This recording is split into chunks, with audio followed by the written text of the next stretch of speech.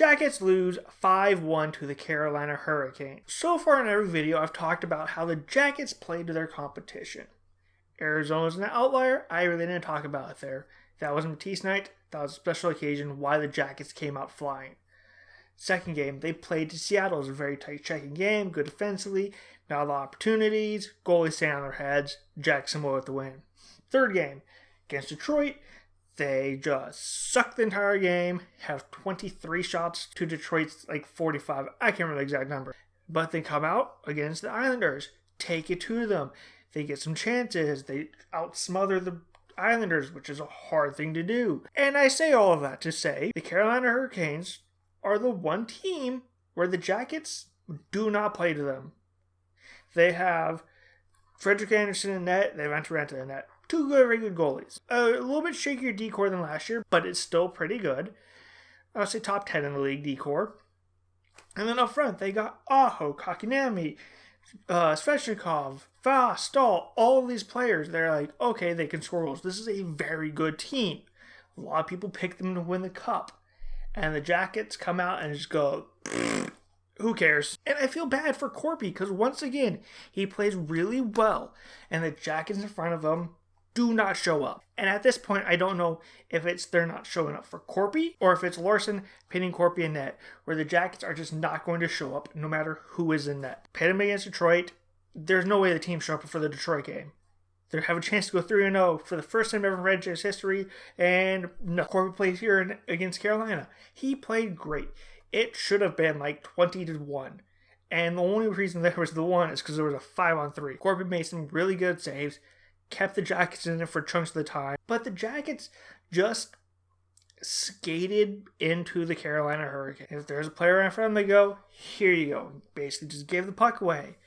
They allowed Carolina to have the stretch pass all night long. They were basically just skipping the neutral zone. Just, all right, we've got the puck in the defensive zone, zoom out of the zone, and it's in the Jackets zone. Now we'll sit there for a minute and get a shot, 3 or 4 shots on net. And the Jackets don't have the strongest center depth. That's a known fact. So I don't expect them to win every single face-off or win the majority of face-offs for the game. But whenever they play the Carolina Hurricanes, they get caved in. Tonight, the face-off win percentage for the Carolina Hurricanes was 56%. That means the Blue Jackets won 43% because there's, point whatevers. So I'm just rounding down. So that is a 13% difference. 13% of the draws immediately Carolina's way. And everything else is 50-50. And I think Eric Stahl won all of them. He always eats the Jackets alive. So shocker, he contributed on the first goal. So Jordan Stahl takes off the ice. He gets the puck in the zone. And the one person back is Chinnikov, who just come in on the ice and start his shift. Stahl, the veteran who eats the Jackets alive, versus the rookie in his third NHL game. Stahl, of course, manhandles them. Chinnikov, although he did battle enough with Stahl that he was able to poke the puck free and starting to go to Bean. So he's like, you know what? This isn't my job. I'm not a defender. That's Bean and Werenski's job. I'm going to go out front, do my job up there. So he leaves Stahl alone. Bean doesn't get the puck as Stahl goes, ooh, player leaving, jumps on it. Now both Bean and Werenski start to collapse on him, leaving Foss alone out front. Stahl sends it to Foss. They both realize, oh crap, there's a player out front that's not being covered. As Stahl starts to send out front, doesn't matter, gets it to Foss. Foss beats Corpy. Boom. 1-0. About 6 minutes later, Gavrikov takes a penalty for high sticking. He got his stick up, hit Nina right in the face. He's starting to bleed, so of course Gavrikov gets the 4 minutes. So Carolina's power play goes to work. They win the face-off. I know, shocker. Get to the point of the defenseman, slides over Svechnikov. Svechnikov just launches the shot at the net. It looked like it hit Aho and then hit Trocheck. Neither of them actually meant to do it, and it beats Korpisalo. Carolina leads 2-0. Corpy's able to stay on his head for the rest of the period, gets the Jackets through, only being down by 2 goals heading into the second period. Started off the second period, Jackets showed a little bit of life and they had a little bit of fight in them, and it caused Carolina to take a couple penalties. And Jackets go on a 5-on-3 power play for about 1:30. I was like, ooh, all right. They've looked a little bit better in the second. This is where they're going to come alive. This is going to really spark them. So the Jackets are on the power play. Boone Jenner takes the face-off, wins it cleanly. This is why I think Brad Larson should do practice tomorrow and only work on face-offs. That's all they do all day long. I don't care how long they do it. Face off, face off, face off, face off, face off. Done tired of doing face offs? Okay, face off, face off, face off. Laine and Zach play passive for a second. Laine gets down to Voracek. Voracek just throws it in front of the net, where Boonjenner's sitting right there. Brady Shea tips it. It's laying in the crease. Boonjenner whacks at it. It goes 5-0 on Frederik Andersen. Boonjenner's 4th goal of the year, and the Jackets are now within 1. There we go. The Jackets showed a bit of life. They won a face-off. Crazy idea. They won a face-off, which I didn't know they could do against Carolina. And they moved the puck around really well. Voracek threw in there. Now we have some life. They're already starting to come together before that. And now this we're going to take control, and they're going to take it to Carolina. Carolina's able to kill off the other power play. And after that, I was like, what's going on? Because Carolina's starting to build momentum. Slowly but surely. They're just starting to take control again. I'm like, hey, where's the first 5-minute Jackets and the power play Jackets? Bring them back. They were good. The passes just weren't there. Voracek had a good pass to Laine, but it was on the left side instead of the right side. If it was on the right side, it's rocketed home past Andersen. Jackets tied this game.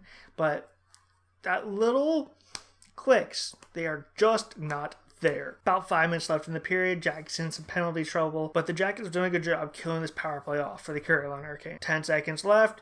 Puck works his way to the point. Pesci just throws on net.